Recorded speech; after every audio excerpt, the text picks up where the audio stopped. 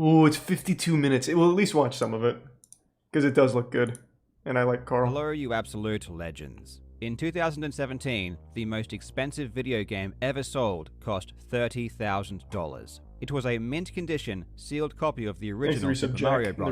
In 2021, the most expensive video game ever bought cost $2 million. But this was a very special game. Oh, actually, it was the same game. That's an increase of over 6,000% for the same game in just 4 years. Something very strange is happening in the world of video game collecting. Headlines are flooding the internet describing new records set for insane prices. But this is an extremely recent phenomenon, and one that seems to have arisen overnight. For the past several decades, video game collecting has honestly been pretty niche. Truly dedicated collectors seemed to be few and like far angry between, video game nerd. and even if they did amass a respectable collection, there was little fame to be gathered from it. In contrast to something like the art world, where collectors represent the richest of society, flaunting their lavish purchases, video game collecting was mostly Damn, done by wait, the that looks purest of nice. heart. Regular gamers, Holy nerds shit. in the truest sense, who were just so passionate about the hobby that they were happy to spend whatever spare cash they could scramble together to acquire a cart here or there, often as cheaply as they possibly could. Video game collectors weren't rich, but they didn't need to be either. Retro video games were never that expensive, therefore basically anyone could do it. And that was one of the great things about it. All you really NFL needed Blitz. was passion and time. But in I wonder if any of the games I have 2018, are worth anything. something happened that would change everything. The launch of a company called Wata Games. This was that's no fucking ordinary crazy, launch, Dyson. Okay. and Wata is no ordinary company. There is a select group of very wealthy, very powerful people who are pulling the strings behind this recent spike in video game prices, and those same people are making money hand over fist. Okay, so someone more knowledgeable than me. Is this a new grading company? I assumed that this grading company was like 40 years old. Like old as shit, grading games for a long time. But it seems like they're not that old.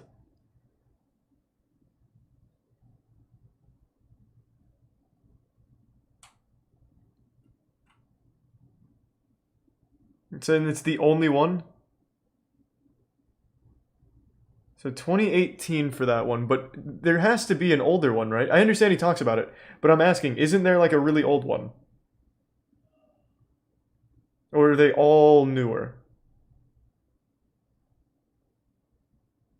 Okay, so VGA is the old one. Thank you. I heard the news of a $1.5 million Super Mario 64. This seemed too ridiculous for me to Because I'd never ignore. even seen these I knew ratings there had until to be more to Mizkif. the story than meets the eye, and boy, was I not wrong. This rabbit hole is deep. The bubble we are seeing in video games has been seen before in other collectibles for almost half a century. And the crazy thing is that each time it happens, the same people are involved. They know exactly what they are doing, and they know how to extract as much money as possible from suckers who believe the headlines. There is a lot of shady stuff going on, and you won't believe what I've found. This entire situation is fraught with unethical business practices, deception, collusion, and even fraud. By the end of this video, you will know exactly why this is happening, who is causing it to happen, and what needs to be done to stop it. I really hope you enjoy. Thank you for that, Camino. I've said for a long time I think grading is a fucking Now, scam. before we get into the specific details about how this entire racket works, there are some concepts that I want you to be familiar with so that you can better understand the context. The first is the difference between the intrinsic and extrinsic properties of an object and how they relate to perceived value. Intrinsic properties lie within the object itself. For example, if we were to examine a painting, the intrinsic properties would be the materials it was made of, and also, of course, how the painting actually looked. That's like the least extrinsic important properties thing would of a be the painting. relationship the artwork Most had of them with look like everything shit. else. Who it was painted Like a by, Jackson when it Pollock. was painted, the context in which it was painted, and how sought after the piece is are all important qualities. When it comes to perceived value, it is the extrinsic qualities of a collectible that raises the cost significantly. Van Gogh paintings often sell for tens of millions of dollars. But At least if we his were are to kinda program cool. a robot to paint an identical piece, it wouldn't be worth much more than the cost of the paint and the canvas. Ultimately, both pieces would look the same on our wall, but us weird and wacky humans like to care about the details that don't directly impact us. We are even willing to spend millions of dollars more than Quick we text need message, to goddammit. because of these details. In the 17th century, during the Dutch Golden Age, an event happened known as Tulip Mania, where the price of tulip bulbs reached insane levels.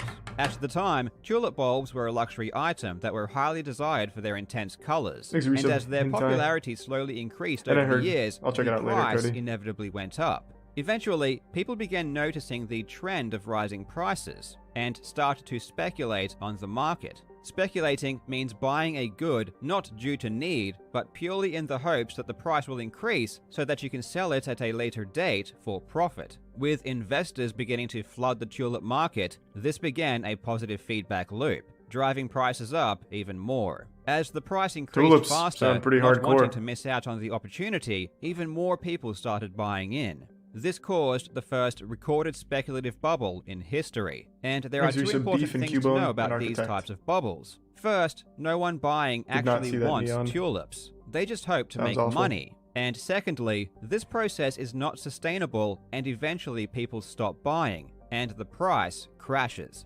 Those left holding tulips lose everything as their value plummets back to normal. Yeah, well, don't buy tulips, idiots. Because the exact same thing is happening with video games right now. But the difference is that this current video game bubble isn't an accident. You see, if you know how speculative bubbles work, Beanie Babies! You can theoretically create them at will. I remember that bubble. All you would have to do is raise the perceived price of a good quick enough so that speculators see the trend and start entering the market. Then, you can just sit back and let the positive feedback loop do the work. Profiting from your artificially created bubble by buying games early and selling later is rather obvious, but there are actually smarter ways to make money, ways that incur far less risk. In the current video game market and the collectible market in general, there are two institutions that stand to gain the most from increasing prices. Those are grading companies and auction houses. Grading companies are a scam. Is a business that inspects games, certifies them, and gives them a rating of quality. They are basically quality assurance. They allow buyers to know exactly what they are getting, which enables quick and easy transactions. In a bubble, people are flocking to get their games graded in the hopes of profiting from the increasing prices. But it's not just the extra business that helps grading companies, as they also take a percentage of the market value when grading a game. A game worth $10,000 might cost around $400 to have graded, but if that exact same game was valued at $1 million, it would cost over $20,000 to have graded. It's a pretty good deal. But the institution that really profits the most by far is auction houses. Take Heritage Auctions, for example, which is where all of the current record-breaking video game sales are taking place. They charge a 20% buyer's premium on every sale. So if you buy a video game for $1 million, you need to pay the auction house $200,000 on top. Holy shit! And just for shits and giggles, they also take 5% from the seller as well. You can begin to see why grading companies and auction houses would really want prices to go up. It's in their interest. This is also why grading companies and auction houses should never be speculating on the price of goods or impacting markets directly. They have a huge conflict of interest. And whenever you see a grading company or an auction house talking about how valuable I don't grade shit. I don't buy graded shit on purpose or anything. I don't go to auction houses to buy graded shit. All of this in mind. I'm going to provide you with a ton of information, and I'm going to trust you to connect the dots. If you are really interested in learning what's going on, I suggest writing down details as we go, or watching sections more than once. Let's begin. The two institutions that you will become very familiar with are Wata Games, the video game grading company, and Heritage Auctions, the auction house. Wata Games was founded in 2017, but it didn't officially launch until April of 2018. Wata Games is the linchpin behind this entire bubble, and the certification that Wata provides is the Does Wata stand for something, or is it just literally Wata? Prices. Interestingly, Wata wasn't the first video game grading company to exist. In fact, the Video Game Authority, aka VGA, has been grading games since 2008. But the introduction of VGA didn't cause a bubble like the introduction of Wata Games did. And the reason is simple. VGA didn't manipulate the market or go out of their way to create a bubble. Still a scam, fuck grading. Can't be said for Wata, however. The president and CEO of Wata Games is Dennis Khan, and he is a key player. The other important company, Heritage Auctions, was founded in 1976 by Steve Ivey and Jim Halperin. Our album's Steve coming Ivey out on vinyl isn't isn't like a collector story, thing. But Jim, on the other hand, is critical.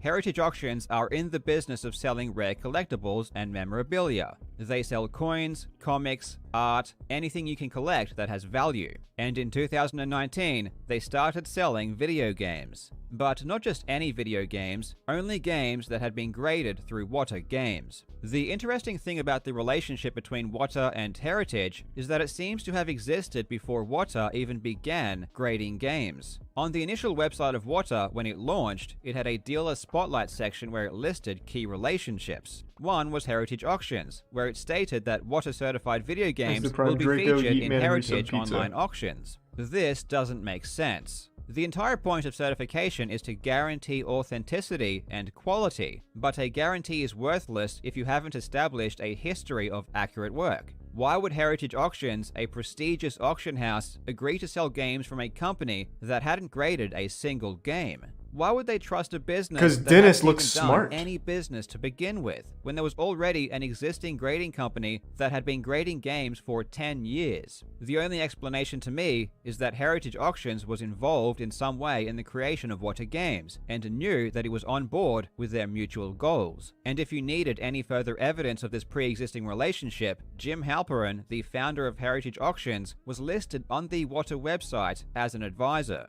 Another business that Wata had a relationship upon creation was Just Press Play, a distributor of used video games which was founded by Zach Geig. Just Press Play also announced that it would be selling Wata-certified games. Now, in order to create a speculative bubble, you need a way to spread information very quickly. You need to draw in new eyes, and make potential buyers aware that a market is building. The easiest way to achieve this by far is to create headline-worthy events that can disseminate through the media. In this case, it was the purchase of a Super Mario Bros. Cart for $100,000 in February of 2019. Before this sale, the previous most expensive video game ever sold went for $30,000, so this new sale was a pretty big deal, big enough to generate headlines. But the even more interesting thing is who bought this game. It was purchased by 3 men. The first was Jim Halperin, founder and chairman of Heritage Auctions. The second was Zach Geig, founder and owner of Just Press Play. The third was Richard Lecce, who has one of the largest video game collections on the planet. Heritage Auctions then issued a press release about the sale, because of course the purchase was never about collecting the game, it was about publicity. And if this wasn't obvious enough, Jim Halperin advertised in this press release that the game may end up in a future auction. Dennis Kahn, CEO of Wata Games, also chimed in, stating, quote, Wata-certified video games have been selling for record prices ever since Heritage began auctioning them in January. While many video games sell regularly for 5 figures, breaking the 6-figure mark shows that the hobby's upward trajectory indicates no signs of slowing down. So what you have here is the chairman of the auction house buying a game for a record price and then creating a press release about his own purchase in which himself and the president of the grading company are stating that the value of games is going up. He then advertises that his own game will be going up for auction in the future through his own auction house. And his plan worked. The press immediately jumped on this, and many articles about the purchase were written. Khan's tactic of pumping up the perceived value of games would be seen in every article. It looks like he has a little shark fin. In a Kotaku article, Khan states, I've always said, video games are going to go the way of comics or cars or coins. It's only a matter of time until a video game sells for $1 million. In an Ars Technica article, both Khan and Halperin were again pumping up the perceived value of games, with Halperin stating, there are bets on what will someday be the first $1 million game, and many collectors believe that this will be the one. It's so strange to me that news articles allow the owner of a game to advertise that its worth is 10 times what they paid for, and not a single eyebrow is raised. They did everything they could to raise awareness about the sale. They even took the cart onto Pawn Stars, claiming it was worth $1 million. This appearance was the perfect opportunity to establish Wata Games as the authority in grading, despite having only existed less than 1/10 of the time that VGA had. Pawn Stars even had Dennis Kahn come on, and again he pumped up the value, implying that it was worth at least 3 times Wait, what they the paid. fuck? Did Did they pay Pawn Stars for this? Because he owns the company that graded this. Wouldn't that be like a massive conflict of interest there? They had to, like, a paid History Channel, right? Like, there's no way. Thanks for the 5 gift subs, Tyler Flint and the resub Hamby and Tier 1 that it was worth the Moose. at least 3 times what they paid. Remember what I said about grading companies. Obviously, Pawn Stars They isn't shouldn't be real, but this is manipulating the very market different and than what they driving up usually do. prices. Dennis even faced backlash about this from intelligent collectors, who knew what he was up to. But of course, this didn't stop him. He went on Pawn Stars multiple times, valuing games at insane prices. I can give you dozens of examples, but the point is that there was a very large, very effective campaign to establish Water as the authority on video games, despite having only been created. It was critical that Water was seen as the be-all and end-all in video game grading, because then the words of its CEO, Dennis Kahn, would be more effective in increasing the value of games. Kahn would continue to abuse his authority as the head of Water Games for the next few years, appearing in countless articles and interviews, and always pumping up the price. In fact, he's still doing it, even with the ridiculous price of $1.5 million that the recent Super Mario 64 went for in July. In a Verge article covering the record-breaking sale, Kahn states, "I think that we are going to continue to see record-breaking sales. Again, this is purely to make people believe the price will continue to go up in order to fuel speculation. All of this press is driving up prices, but it's only one half of the equation. Are Mizkif's boxes Wata? Games, but not the VGA? people buying these games aren't who you'd expect. If you thought they were video game collectors hoping to complete their collection, you'd be wrong. Let's take a look at who is really buying up these games. Miz has VGA. Okay. Video game collecting has taken an interesting turn in the past few years. Over the last decade or so, I've been a big fan of watching collectors' videos on YouTube, where they proudly show off what they've amassed. In my experience, genuine collectors love sharing their prized possessions, but that's not what we're seeing with these record-breaking sales. Nowadays, the buyers of these expensive games are hidden from the public. Identities are kept secret, and no one takes credit for anything. It's all really strange. Heritage auctions will never tell you who the buyers are, or even if money was actually exchanged. However, there are ways we can tell who bought some of the games, and this is where things get weird. Several weeks ago, I was investigating the relationship between Water Games and Pawn Stars, given that the original appearance of Water on that show was obvious collusion between the grading company, the auction house, and the show.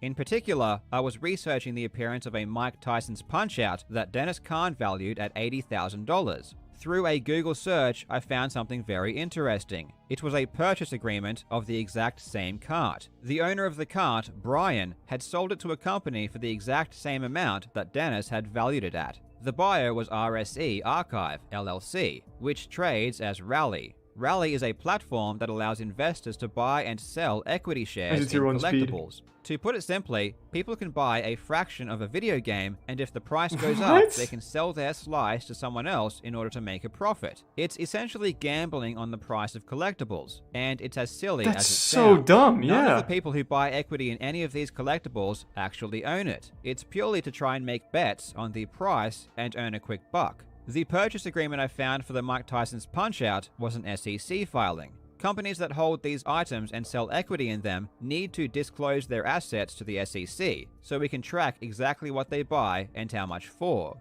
There are 3 fractional share companies that have sprung up in the past several years that are selling equity in video games: Mythic Markets, Otis, and Rally. Each of them was formed immediately following the launch of Water Games. Through their SEC filings, I can track their purchases. Rally bought a Super Mario Bros. For $140,000 in 2020. This was the same cart that would eventually be sold for $2 million just this month. From Heritage, they acquired this GoldenEye for $22,800, this Grand Theft Auto for $13,200, and this Donkey Kong for $38,400. Mythic Markets also bought this Metroid for $46,800. Otis also bought a Mike Tyson's Punch-Out for $130,000. From Heritage, they bought a Pokemon Yellow for $78,000, this Golf for $18,000, and many other private purchases. Quick question. Are people sending these games in to get graded by Wata? Or does Wata just have these on standby, like they have these in stock and they sell them through Heritage? Hey, Pluto. It is fraud. Yeah, this is absolutely fraud. Okay, so people are sending them in. So they're sending them in, they get graded, and then those people take them to the auction where they get exploited and fisted, right? For 20% plus an additional 5% of the sale? Okay. Oh, that's gotta be rough to see then, Pluto. Aside from these fractional share companies, we can also see people buying games from Heritage and trying to flip them on eBay. For example, a Super Mario that was bought for $84,000 in September of 2020 is now sitting on eBay with an asking price of $1.5 million. I haven't heard of a single legitimate collector buying any of these expensive games. It's entirely speculation, purely for profit. But there have been attempts to fool the public into believing that actual collectors are buying these games. And one of the biggest cheerleaders for this fake narrative is Eric Nyerman. In 2019, a slew of articles sprung up about a video game collecting dentist who bought $1 million worth of video games. The original article was posted by the Washington Post, but if you know the real story, this article is insane. It describes Eric Nyerman as one of the world's most avid video game collectors, but in reality, he had only been collecting for several months. He began only in 2019 at the beginning of this bubble. There are many people who have been collecting games their entire lives, but this man comes along and he's instantly the most avid collector in the entire world. Well, he does look like it. The article claims that he bought the games, means business. But this is also not true. He wasn't even using his own money. The money was put up by a group of investors, not by Eric Nyerman. The article becomes even more suspicious when Dennis Kahn again rears his head to hype up the market. Heritage Auctions also shows up advertising that the market is increasing. Eric makes his intentions clear by stating his opinion that video games should be selling for millions, which of course would benefit him greatly after his purchase. So why is the Washington Post and many other news outlets touting Eric, who only entered the video game market in 2019, as the forefront of collecting? Why is it falsely stating that he bought the games when it was actually an investment hedge fund? Why are What A Games and Heritage Auctions always there to give their opinion on the market? It's because they own the government. It's not news, it's propaganda. Eric Nyerman is part of the small group of people at the very top, building this bubble in an attempt to make money. He is a talking head with one purpose: to trick people into believing the video games he owns are worth millions, which he will then sell. He can be seen alongside people like Dennis Kahn, always attempting to inflate the market. And this isn't a secret. He admits his intentions freely.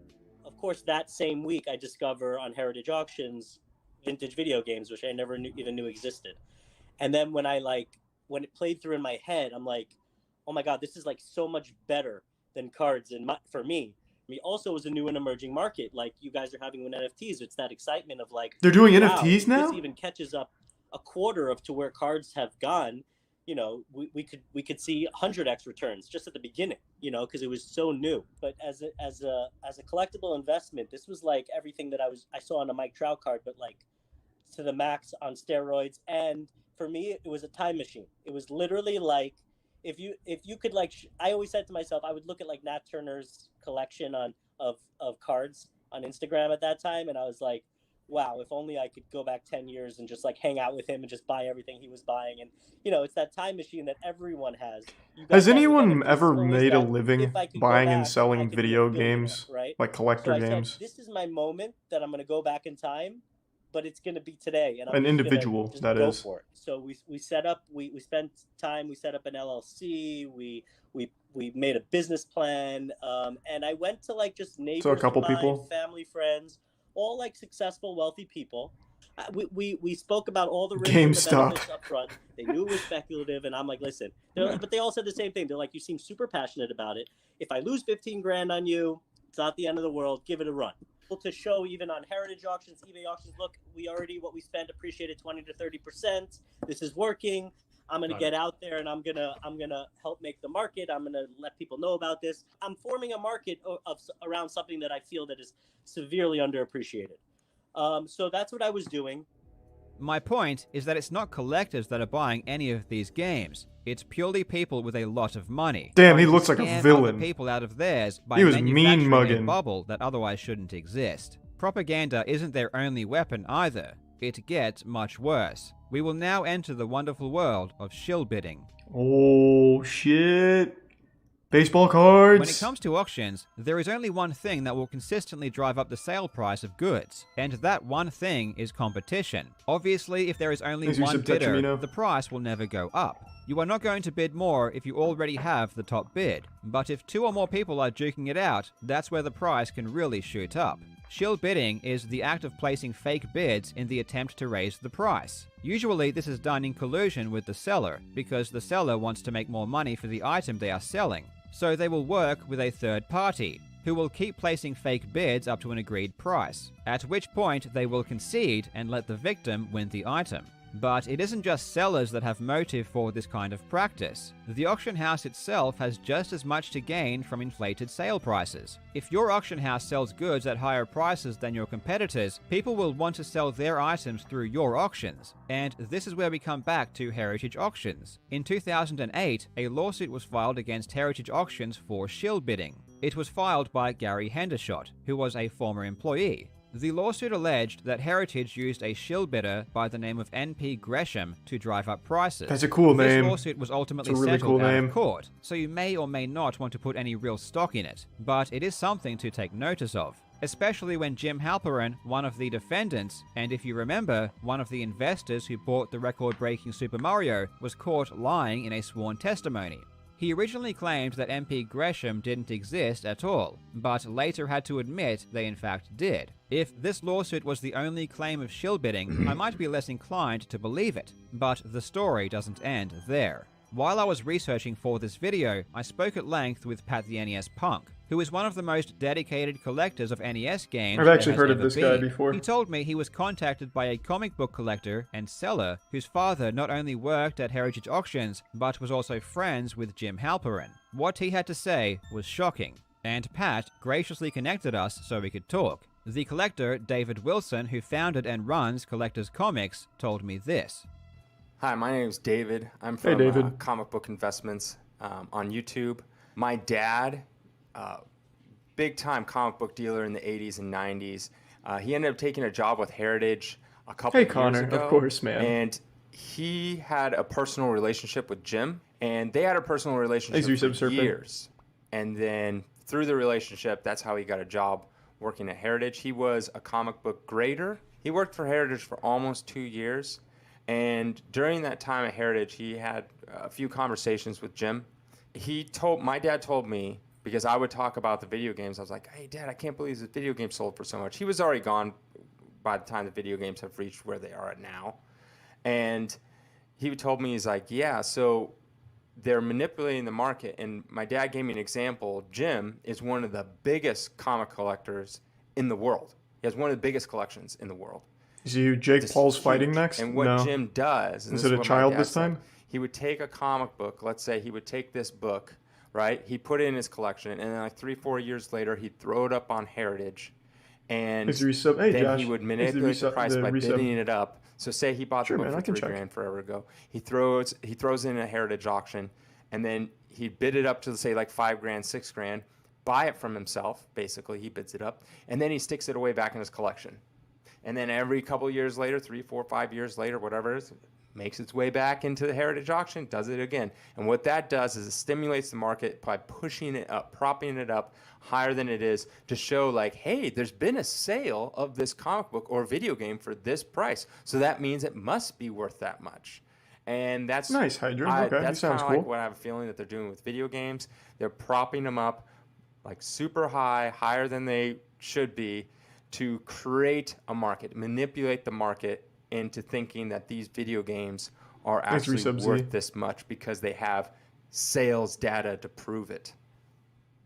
Has Heritage come out with a statement? This video is 3 days old. Everything I currently know about Jim Halperin leads me to believe it probably is. The tactic definitely works. When items are sold at higher prices, it raises the perceived value of every similar item. It's even more effective if you purchase items at record prices. Every time a video game sells higher than ever before, the internet is flooded with articles advertising your auction house. For over 2 years, all we ever heard about was all of the insane prices that games were going for on Heritage auctions. Naturally, this makes people want to sell their games through Heritage as opposed to anywhere else. But with all of the reports of shield bidding, reports of buying their own items, and the intense secrecy of purchases, we don't know if Heritage were involved in any of these record-breaking sales. This is why we also can't be sure of the recent $2 million purchase from Rally, as again, the ridiculous price, the secrecy, and the obvious motive make it very suspicious. Well, I think it can be said with a high level of certainty that this is a fucking scam.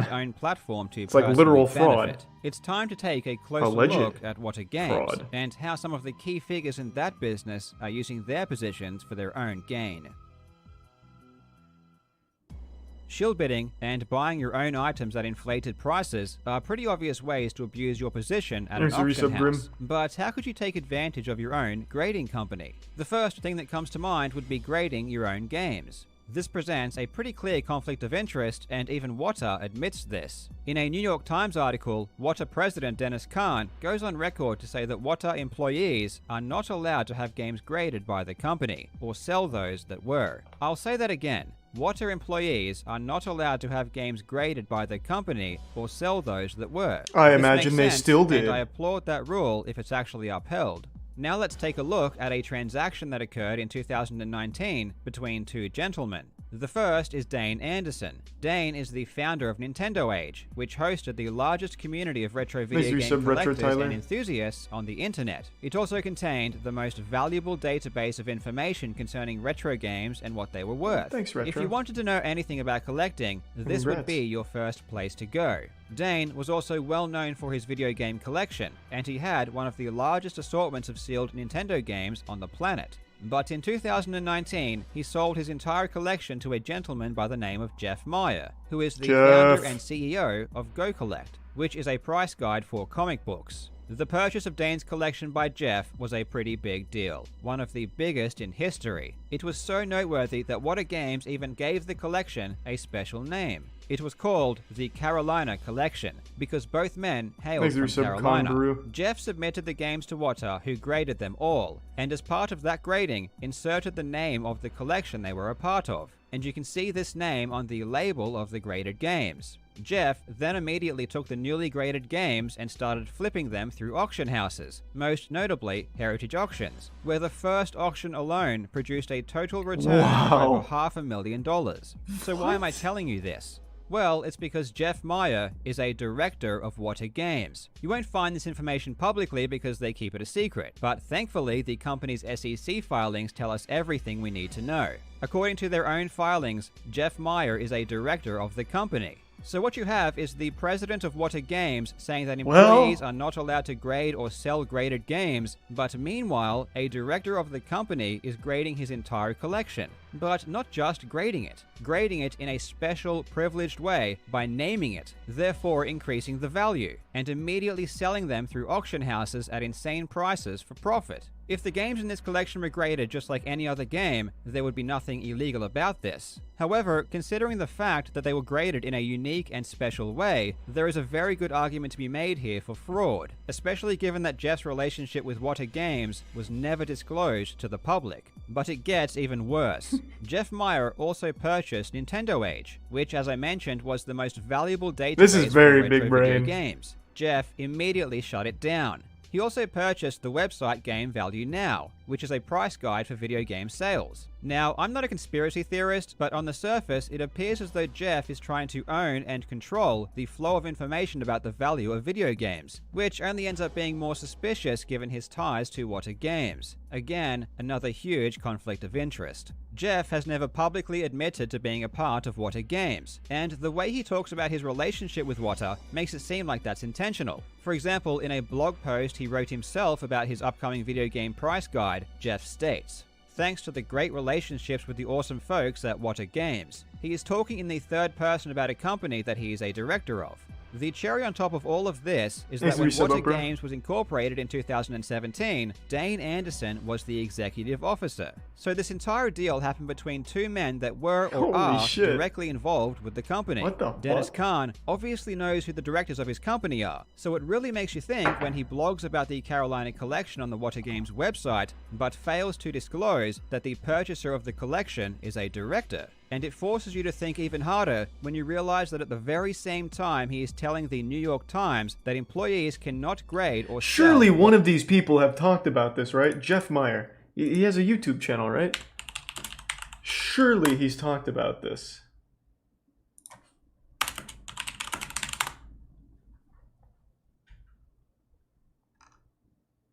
What's his YouTube channel? I'm having a hard time finding it. I really want to hear what they have to say. Because this seems pretty ironclad. Thank you for the 1,000 bits, Fana fan. Hope you're doing well.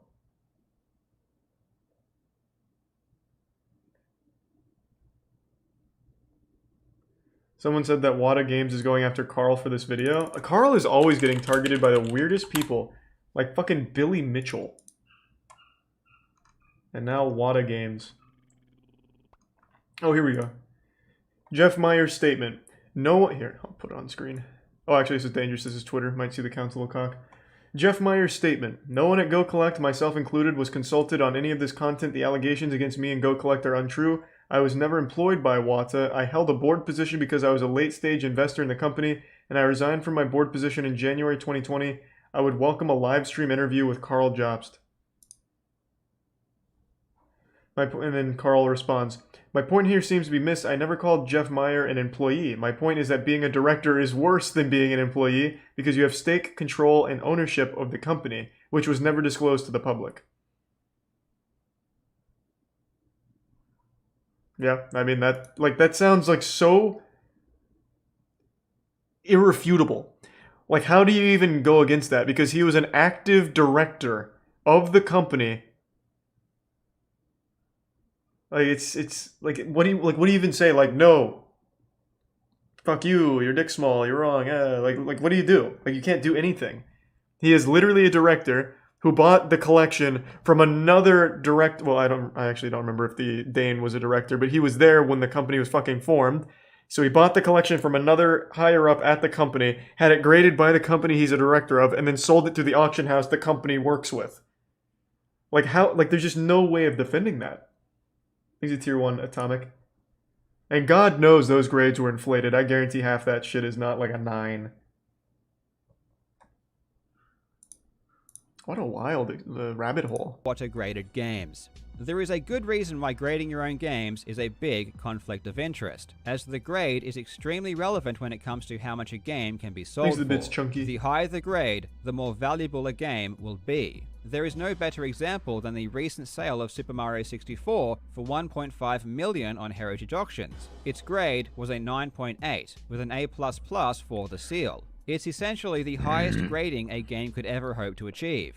On the same day, another Super Mario 64 was auctioned with an 8.5 rating that sold for only $31,000. That's an increase of 5,000% for a slightly higher grading. This raises another interesting question. How reliable are these ratings? If you are going to spend very unreliable $1.5 million for a high rating, you'd want to be pretty damn sure that the rating is accurate. Grading companies attempt to make their grading process as objective as possible, but the truth is that they are very subjective by nature. At the end of the day, the grading is given by a human based on their own perception of the game's quality, and history has shown that this perception can vary wildly from person to person. Grading companies have been known to give very different grades for the exact same item, and this has led to a practice called regrading. If someone receives a grade for an item that they believe is not high enough, they will simply take it out of the case and send it back.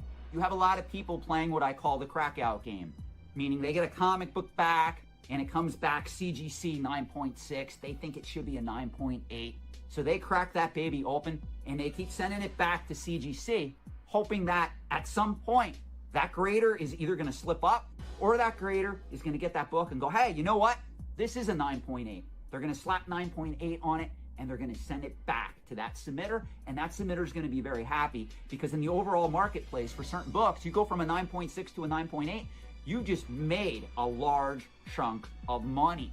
The average collector, average speculator, and the average investor such a scam out there is overvaluing a lot of these items based on the grade, not realizing that in certain instances, the grade is arbitrary. It is an estimation. It is not an exact science. But you don't even need to regrade games in order to see the blatant inconsistency on display with what are graded games. Last month, a Tomb Raider for the Sega Saturn was sold for $12,000 through Heritage Auctions. It had a rating of 9.8 with an A+ for the seal, but it's immediately obvious that this grading makes no sense. The seal has multiple very large holes, which according to the grading system on Wata's own website is not allowed for A+ seals, which must contain no holes. The seal also has countless smaller holes, scratches, and stains. Quite frankly, it looks disgusting, and yet it gets an A+. I've seen seals with B grade that are better quality than this. My point is that video game grading is not a science, and the ratings given to games are not an exact representation of the game's quality, and yet the rating is touted as the sole justification for why people are spending an extra $1 million on some of these games. Now you understand why it is so important to establish Wata as the utmost authority on video games, because it makes their ratings all the more valuable. Now, one final thing before we move on. If you knew you were about to create a bubble surrounding sealed video games, what would you do? Personally, I would start buying as many sealed video games as I could. This is Mark Haspel, one of the founders of Wata Games and the current chief advisor. He has been involved in the comic book collecting scene for decades, but was never active in video game collecting. But right around the time that Wata was formed, he suddenly started showing up at video game conventions, buying as many sealed games as he could. Not only that, but he would actively seek out and inquire about sealed NES games. More specifically, the popular ones such as Mario, Metroid, Mega Man, Castlevania, and Zelda. The kind of games we see being sold now for record prices. But what about Tomb Raider? And remember, this was several years ago. His taste in video games seemed to align perfectly with the same games that would bring the most profit several years later. Thoughts on CryptoPunks? Dumbest shit I've ever seen in my life. Mark Haspel was buying sealed 6-packs from a good friend of mine a year before Wata started grading games. Pat, the NES punk, also noticed Haspel collecting games at conventions. In June 2019, I was a guest at a gaming convention. The weekend of the event, I noticed a small group of individuals who were hurriedly acquiring sealed and complete in-box games from vendors. At one point, I witnessed an individual who I later learned to be Mark Haspel returning to the Wata Expo booth while holding a stack of NES games. I did find it a little strange, but was unaware of any affiliation that person may have had with Wata, so I didn't think much of it at the time. It's obviously not illegal for the founders of Wata Games to collect video games, and it's impossible to prove intent, but these examples just strengthen my opinion that they knew what was about to happen, and they were preparing for it. Now, before we get to the conclusion, I want to teach you about an event in history that might be relevant to what's happening right now. The great coin collecting bubble of the 80s. Oh, yeah, but the coin collecting shit was wild. Believe it or not, this kind of crazy bubble surrounding a collectible has been seen before. Not to this extent, but still, this isn't a new thing. In the 80s, it wasn't video games, it was coins. PCGS is the world leader in coin grading, and on its website it tracks something called the PCGS 3000 Index. It's an index of the value of coins, similar to something like the Dow Jones. In the historical chart, you can see a massive spike occurring in the late 80s. After crashing, the price has still not recovered to levels seen 30 years ago, and this is without even considering inflation. So what caused this bubble? Well, according to an article posted on antiquesage.com, it was the development of slabbing and the introduction of third-party certification. Slabbing is where a grading company will take a coin, encase it in plastic, and give it a rating. Two grading companies were formed around this time, PCGS and NGC. The article goes on to state that the arrival of PCGS and NGC changed the industry nearly overnight. Now dealers, collectors, and investors could buy or sell slabbed coins sight unseen, because they all trusted the grades given by the major grading services. If you're beginning to get a sense of deja vu, that's completely understandable. This is literally the exact same thing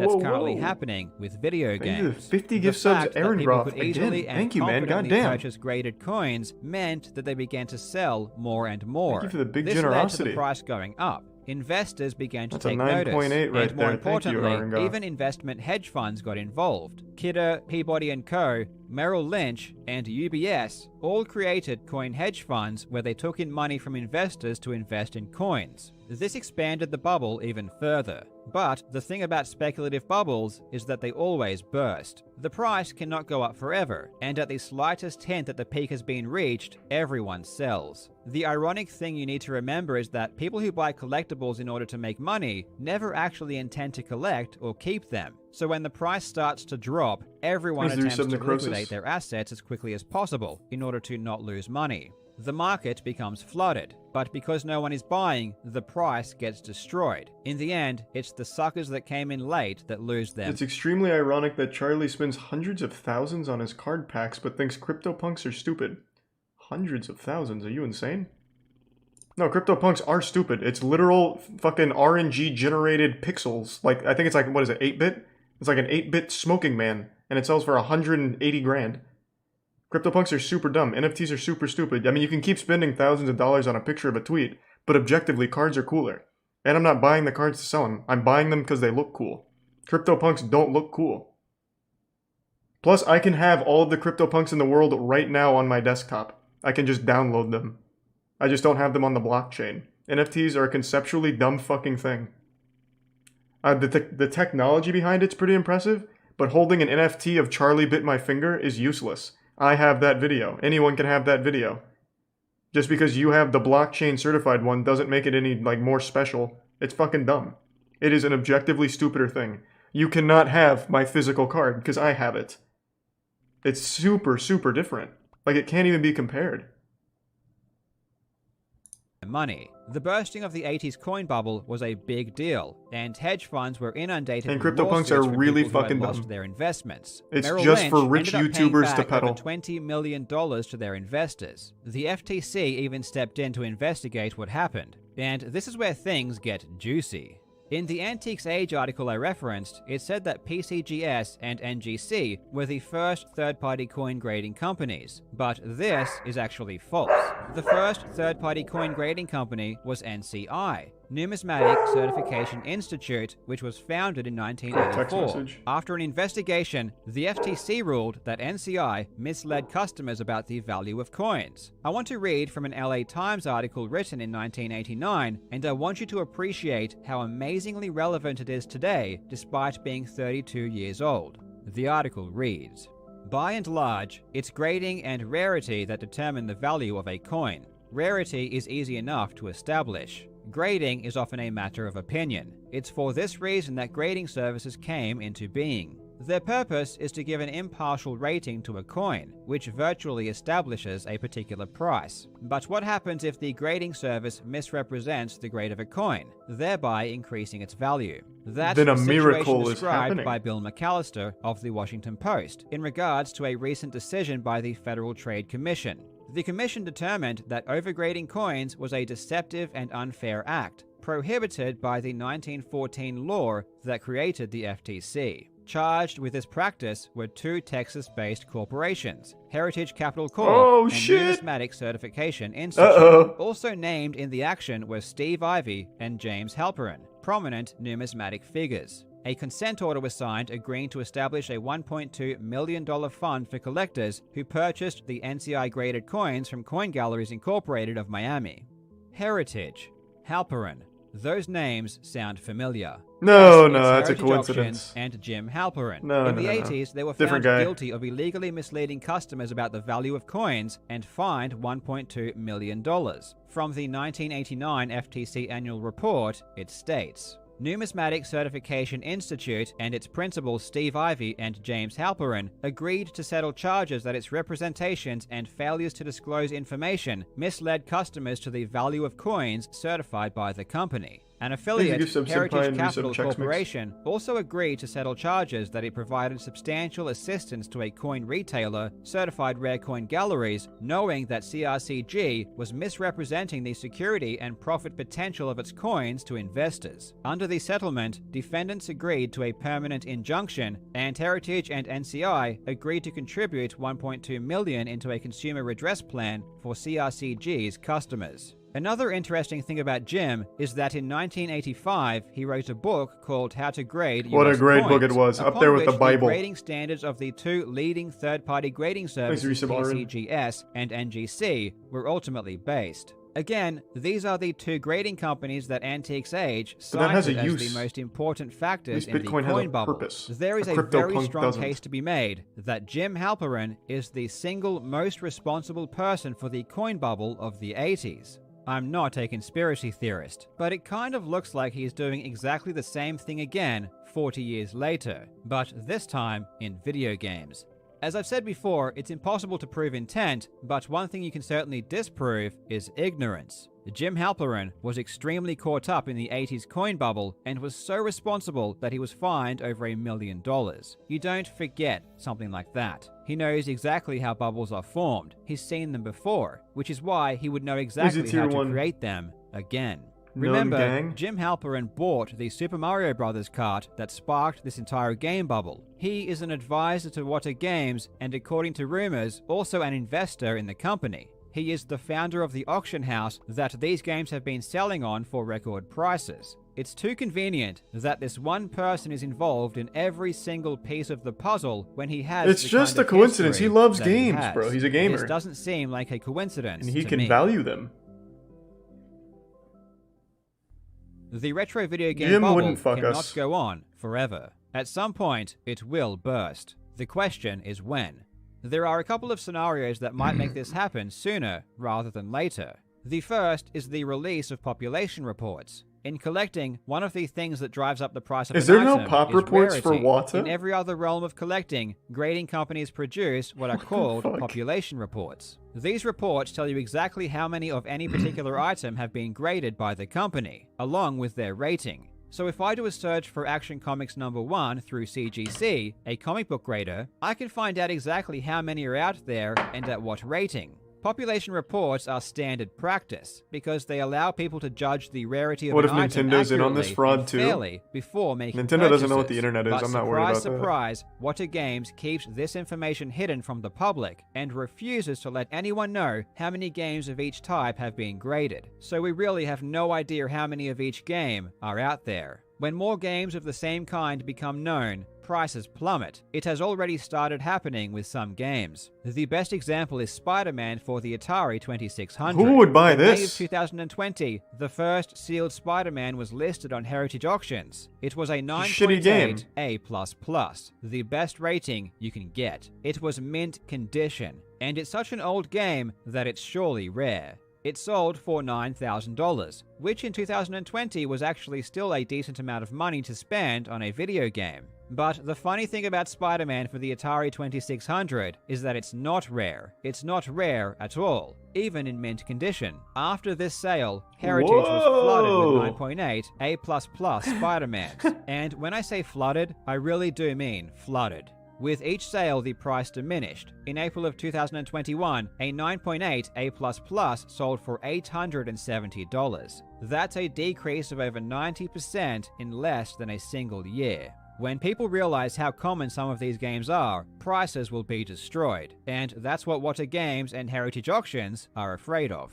Legitimate collectors have been complaining for the past 2 years, but unfortunately, none of them have substantial audiences, and they are essentially powerless against the forces that are driving this bubble. If you want to help make a positive change, you can send Wata Games some feedback by email, letting them know how appreciated it would be if they let us know how many graded games are out there. The release of population reports would be a good start, but Wata Games and Heritage Auctions It is called Majora's Mask? I thought it was the Fierce Deity Mask. Oh, no, it's not. It's a totally different mask. Journalists don't even bother asking real collectors what they think about what's happening. They simply get sound bites from Wata and Heritage and allow them to inflate the bubble with hype, despite the obvious conflict of interest. I asked a couple of lifetime collectors what they think should happen, and this is what they had to say. My name is Pat Contry. I'm a YouTuber, podcaster, but also a longtime video game collector since the late 90s. I've seen a lot of things in the game. Thanks, Resub. Underestimated. What's happening right now? Haven't watched it yet, Exorian. Sealed games market is something I could never ever imagine, and it's a shame that the video game collecting hobby that I've been a part of for decades, and many others, including sellers as well, people that have helped grow this hobby of ours with passion, with knowledge, doing research, putting in the time and effort. This is the end result. The unfortunate end result is that this hobby that we all love has been perverted into something beautiful, to the big dollars of a small group of people to line their pockets.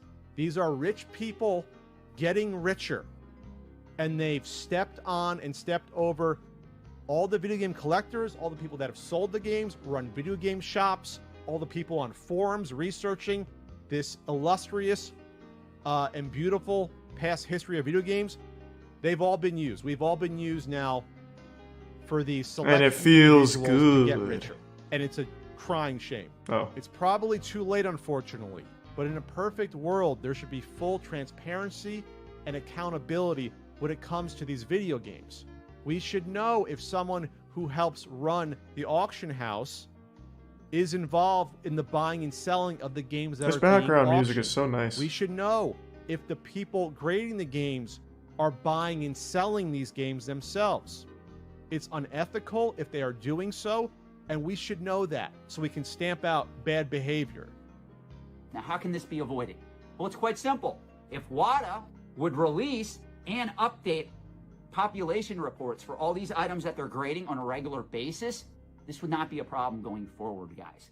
This is a problem due to the fact that there's a lack of ethics and a lack of transparency in these markets. Collectors deserve. Well, there's also a bigger problem of fraud. Out there that want this to be a thing, rather than thinking from the standpoint that you're going to make money over the long term in this market, what you should be doing is demanding better from grading companies, from auction companies, from other players in the trade. You should be demanding ethics and transparency.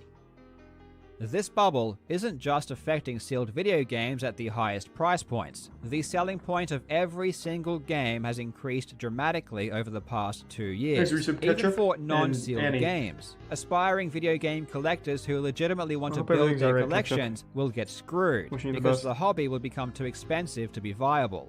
What's worse is that people are using the record sale prices in order to scam people. You can find cart-only Super Mario 64s for hundreds or even thousands of dollars on eBay when they are only worth $10. People with a lot of money and power have taken over collecting, and their thirst for money means we will all suffer. As someone who does care deeply about gaming, it honestly sickens me that these people have turned these cherished possessions into a means to gamble and speculate. And I hope this ridiculous practice of trying to extract profit from the suckers who buy the hype will end sooner rather than later. As a sign of appreciation, it would be amazing if you could go and subscribe to a couple of real collectors that helped me learn more about this. Go check out Pat the NES Punk and also Sean from Reserved Investments. These two gentlemen have been collecting for most of their lives, and we need more people like this who are not only passionate but he has WADA graded shit? About what's happening. Also check out David Wilson's channel, as it really took some balls to be willing to let me know what he had heard. You can find the links to these channels in the description.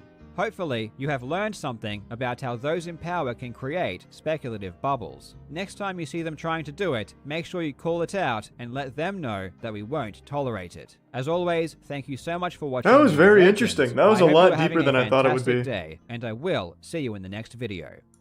That's fucking wild. It really seems like irrefutable proof that Carl had here. I don't know how Jim especially has any leg to stand on with all of this being so publicly visible. Like, there's no opinion pieces in this entire video. It is actual just facts and proof to back it up. Thanks for the gift sub, Yo-Yo Master. Has Jim said anything? What's his name? Jim Halperin? Oh man, he's got a real goofy picture.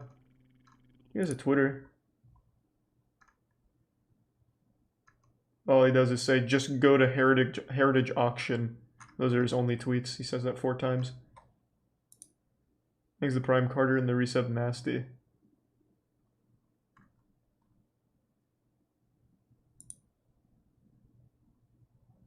To be honest, I disagree with the video.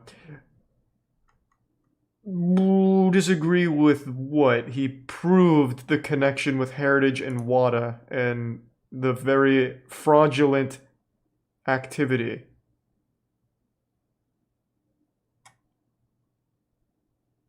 It's not really something you can disagree with. It's more like I just don't care, which is fine. You can't disagree with like a fact.